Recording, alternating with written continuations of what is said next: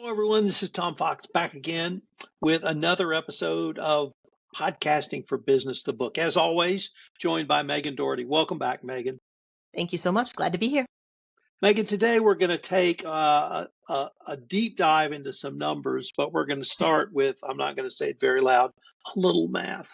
So for those who still have horror dreams about high school algebra and geometry, a little math. Since I have known you, you have self-espoused you're always about the numbers. Why have you always been about the numbers, and how did that translate into a huge part of this book? Ultimately, Tom, it's because I'm a lazy woman. And I have never thought that. and if I can make a decision based on data rather than having to figure things out on my own, I want to do it. Yeah, but in seriousness, I've always been really driven by process and understanding and by systematization. And there wasn't a lot of that in podcasting when I got into it. When you got into it, of course, downloads were always really popular to track, and people would get in kind of the nuances of that. But that's such a small part of the picture when it comes to the value that a podcast can provide. And I was able to channel that into my all-consuming love of spreadsheets and start doing some really interesting work tracking different kinds of value, all of which contributed to the business podcast blueprints and figuring out the different business outcomes that you can track metrics for. What is the value math? So podcast value math, and don't run away, it's not as bad as calculus, I promise. That was my personal horror story from college. But podcast value math is a system that you use to measure value within a podcast. And it can be absolutely any kind of value that you want. Like in the book, Podcasting for Business, I've done value math for 15 different metrics and business outcomes. But that's not the end of the story. You can track any kind of value that you like. I use the example of you can track times you're inspired with new ideas, and you can track times you felt joy, times you laughed, cool people that you met. And the way you do it is you figure out first, what is the value? Is it dollars? Is it people? Is it ideas? Is it something else? What about the show creates the value? Is it your workflow? Is it the recording? Is it the conversations you have? Is it the promotion? And then how do you optimize the podcast or that part of the podcast to get more of the value that you like? And this is a formula that can be applied to any outcome that you want from the podcast.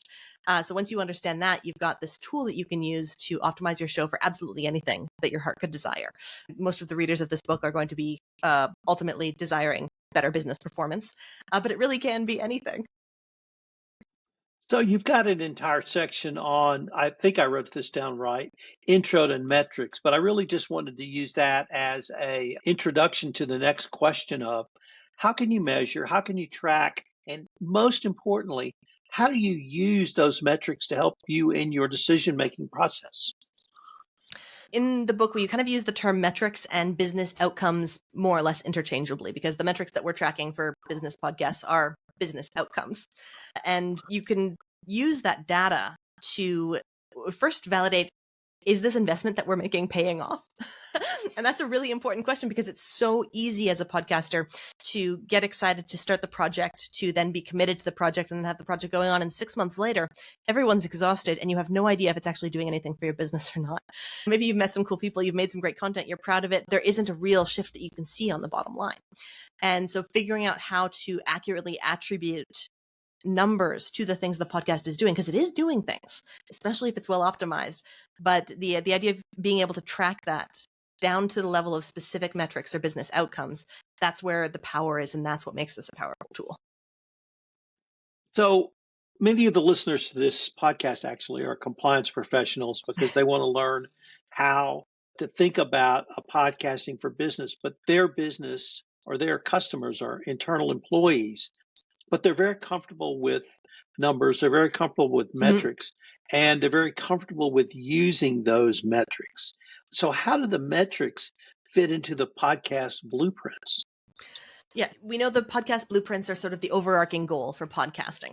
But within a podcast, you've got a lot of different opportunities. There's a lot of airtime in a podcast, and there's a lot of different parts of a podcast that can do different things. There's guests, there's segments you can include, there's different promotional styles, there's repurposing. And each of them, you can optimize a podcast for as many metrics as you want. I recommend 1 to 3.